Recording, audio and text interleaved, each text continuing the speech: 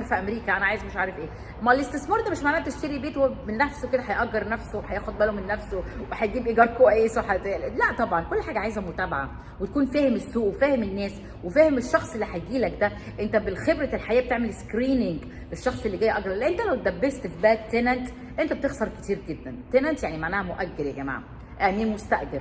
فالمستاجر ده انت لازم يكون مستاجر كويس بصرف النظر عن اللي هو ايه، حتى لو شفت الكريدت بتاعه وشفت الحاجات دي كلها. ففكره انك تشتري بيت تسكن فيه حاجه، وتشتري بيت للاستثمار العقاري حاجه ثانيه.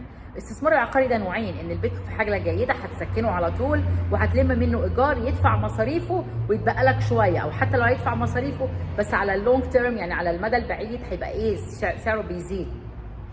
بتختار مكان، ما فيش واحد راجل ابن ناس كويس قوي هيجي يسكن في مكان اي كلام في بيوت رخيصه. ما بالعقل كده، كل حاجه وليها حاجه.